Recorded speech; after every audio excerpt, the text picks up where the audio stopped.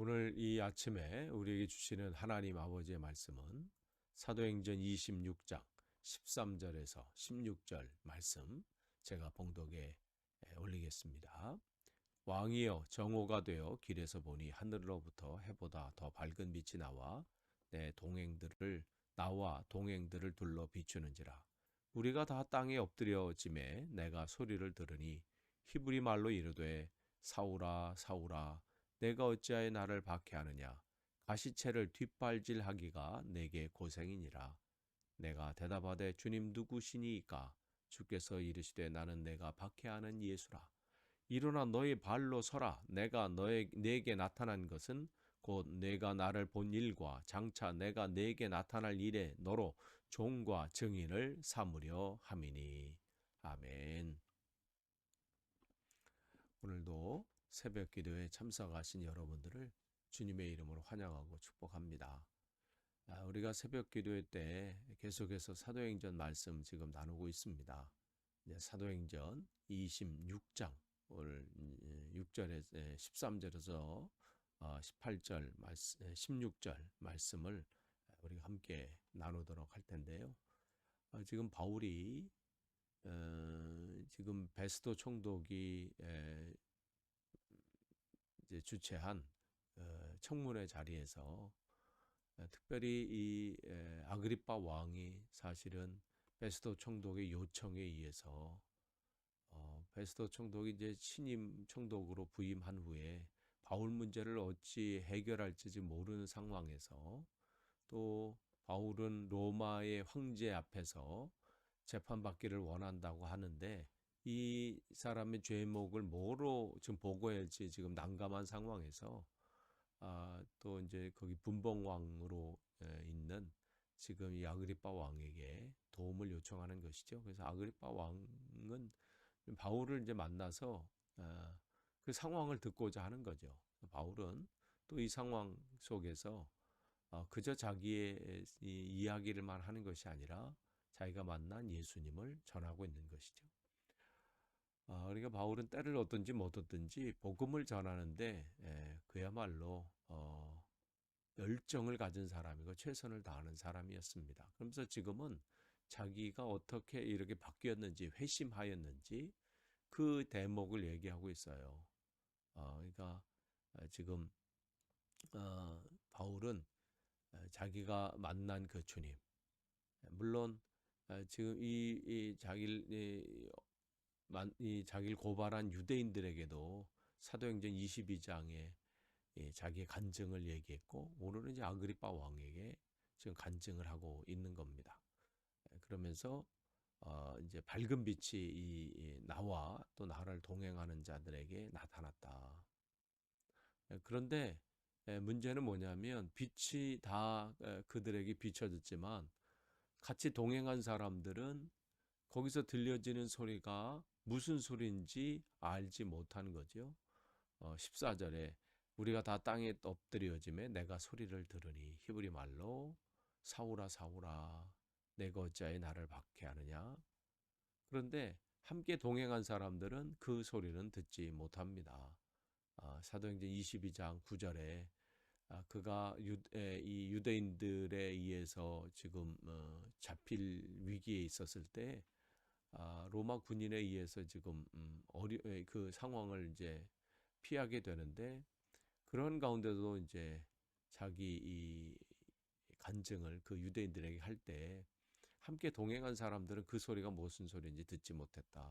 이렇게 얘기를 하잖아요. 그런 상황이 있어요. 그러니까 함께 주님의 은혜는 우리에게 언제나 비춰집니다. 그러나 여러분이 그 주님을 만나고 주님의 은혜가 내 삶에 영향력을 미치고 하는 것은 개별적인 거예요. 모든 은혜는 우리에게 하나님께 주십니다. 근데 사모하는 자에게 하나님은 그에게 주시는 거예요. 그러니까 여러분이 정말 하나님의 은혜를 오늘도 간구하셔야 되고요. 사모하셔야 돼요. 지금 바울에게 이제 찾아오셨는데 그가 이제 여기 보면 가시채를 뒷발질하기가 내게 고생이니라 이 말씀을 하시는 거예요. 왜 내가 나를 박해하느냐?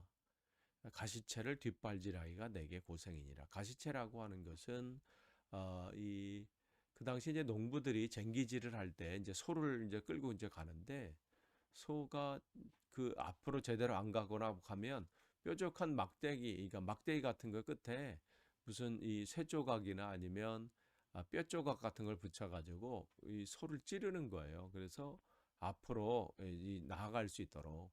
근데 만약에 소가 그것이 싫다고 막 뒷발질하거나 막 그거를 저항하면 어떻게 돼요? 더 찔리는 거죠, 뭐. 그러면서 이 당시에 이 얘기를 통해서 그 당시 어떤 격언들이 있었냐면, 인간이 신에게 대적하는 것은 어리석은 일이다. 이러한 의미가 포함되어 있습니다. 그러니까 지금 하나님께서 내가 왜 나를 대적하느냐 이 말씀하는 것이죠. 그러니까 인간이 하나님께 어떻게 한다고 해서 그 대적이 되겠어요. 근데 우리는 그 알지 못하고 자기는 잘하는 일이라고 생각하고 또 그렇게 살아가는 일이 얼마나 많이 있나요? 이제 하나님이 안 계신 것처럼 그렇게 행동하고 어, 그렇게 해서 자기 인생은 나의 것이다. 그렇게 살아가는 자체가 뭐라는 거예요? 가시채를 뒷발질하기가 내게 고상이라. 그렇게 고난을 받고 또 그 어려움을 당하고 평강을 잃어버리고 기쁨을 잃어버리고 그러한 늘 두려움과 걱정과 염려 가운데 살아간다면 어떻게 해요? 되돌아봐야 되는 거예요. 왜 내 인생 속에 평강이 없을까? 왜 참 기쁨이 없을까? 참 기쁨과 평강은 우리가 쟁취하는 게 아니에요. 돈으로 해결할 수 있는 게 아니고, 뭘 우리가 열심히 어떻게 공부하고 학문을 연마한다고 해서 해결되는 것이 아니라, 그것은 하나님이 우리에게 허락하시는 거잖아요. 지난 주일날 말씀드린 것처럼 죄의 문제라는 거예요. 그게 두려움에 사로잡힌 거, 죄의 영향력 앞에서 헤어나지 못하는 것은 우리의 힘으로 되는 것이 아니라 그것은 전적인 하나님의 은총이고 하나님의 은혜죠. 근데 그걸 모르면 어떻게 돼요? 지금 이렇게 고생하는 삶이 되는 거예요. 물질이 없어서, 돈이 없어서 고생이 아니에요. 무슨 건강하지 못해서 고생이 아니라 하나님이 주시는 참 평안과 기쁨을 누리지 못하기 때문에 그러는 것이죠. 15절에 보시면 이제 그 말씀 앞에 질문하는 거예요. 주님 누구십니까? 그러면서 주께서 이르시되 나는 내가 박해하는 예수다. 그러면서 16절에 주님께서 말씀하시죠. 일어나 너의 발로 서라. 일어나 너의 발로 서라라는 것은 뭐예요? 지금 바울이 앉아 있는 자리에서 일어나라는 거잖아요. 이러한 문장들은 또 이러한 내용들은 예를 우리가 대표적인 게 하나님께서 그 어떤 사람에게 사명을 주실 때 주시는 말씀이에요. 하나님께서 에스겔에게도 동일한 비슷한 말씀을 하셨거든요. 또 그 자리에서 에스겔 2장 1절에서 3절 보시면 인자야 내 발로 일어서라. 그러면서 하나님께서 그를 일으켜 세우셨습니다. 이렇게 세우셨다는 것은 뭐냐면 에스겔에게 사명을 주시는 거예요. 그를 부르시는 것이죠. 사명으로의 초대예요. 하나님께서 그를 부르신 거거든요. 지금 바울이 앉아 있는 그 자리, 자기 열심의 자리 아니에요? 하나님의 뜻과는 상관없이 얼마나 열정적으로 하나님을 위해 산다고 살았던 그 인생의 자리에서 일어서라는 거예요. 가시채 뒷발질하는 것처럼 고생하는 삶의 자리에서 일어나라는 거예요. 지금 죄악의 길에서 일어나고 그 삶에서 일어나라는 것이죠. 때로는 우리가 어떠한 삶에서 있어요? 이것은 내 운명인가 봐. 그러면서 그냥 운명이라고 생각하고 거기서 쓰러져 있는 것이고, 실패의 자리, 좌절의 자리, 그 자리에서 일어나라는 거예요. 나는 어쩔 수 없는 인간인가 봐. 나는 역시 안 돼. 혹시 여러분 그런 분이 계십니까? 여러분 주님께서 오늘 그 자리에서 일어나라고 말씀하십니다. 일어나라고 하시는 것은 뭐냐면 주님 나는 여기서 일어날 수 없습니다. 하나님, 나는 여기서 나약합니다. 나는 이 실패한 인생이고 좌절하는 인생이고 연약한 인생입니다. 하나고 하나님께 고백하면서 도움을 요청할 때, 하나님의 은혜를 구할 때 하나님은 여러분을 일으키십니다. 하나님이 일으키시는 거예요. 바울보러 지금 일어나라는 게 아니에요. 내가 그런 속에서 내가 너를 일으켜 세우리라. 에스겔도 그렇게 일으켜 세우셨습니다. 하나님의 사람들은 그렇게 일으켜 세우신 거예요. 그러니까 지금 바울에게 너의 발로 일어서라. 그럼 그렇게 사명을 그를 부르신 이유가 뭐예요? 거기 있어요. 내가 내게 나타난 것은 네가 나를 본 일과 장차 내가 내게 나타날 일로 너로 종과 정의를 삼으려 합니다. 나를 본 일, 지금 이 하나님은 이 만난 일 있잖아요.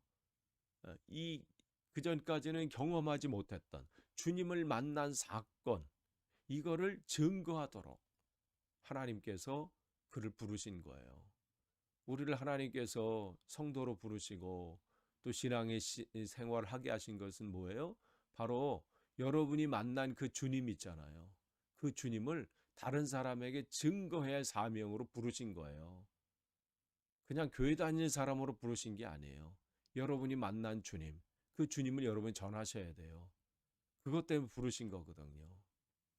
또한 또 우리 어떻게 앞으로 바울에게 나타날 일을 그 증거하라고. 하나님은 이제 바울에게 순간순간마다 또 하나님의 때마다 하나님이 어떠한 분인지, 하나님이 바울을 통해서 어떠한 일을 하실지를 보여주실 거예요.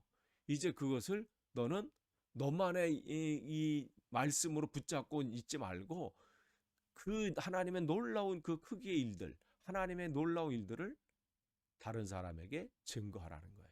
이게 또 우리 시대에 저와 여러분의 사명입니다. 또 하나님께서 세우신 교회의 사명입니다. 우리 교회를 통해서 하나님이 하실 일들, 하나님이 보여주실 일들이 있습니다. 앞으로 또 하나님께 세우신 교회들을 통해서 놀라운 일들을 하실 겁니다. 또 여러분을 통해서 하나님의 크기의 일들을 나타내실 겁니다. 여러분, 그것을 가지고 우리는 어떻게 해요? 또 전하는 거예요. 그래서 우리에게 어떻게 해요? 종과 정의라고 여기 표현되어 있어요. 종, 사환이죠. 종.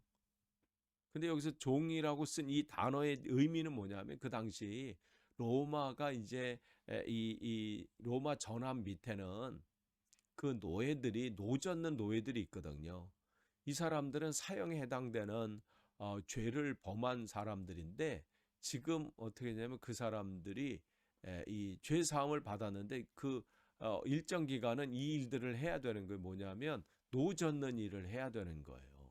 그럼 이 노젓는 일을 해야 되는 이들의 뭐냐면 집행유예를 지금 당해서 노젓는 일을 하는 사람들을 의미하는 지금 단어예요. 지금 바울이 그 얘기를 하면서 자기를 종으로 했다는 것은 바로 이 아그리파 왕이나 거기 있는 베스도 총독이 지금 아는 상황이거든요.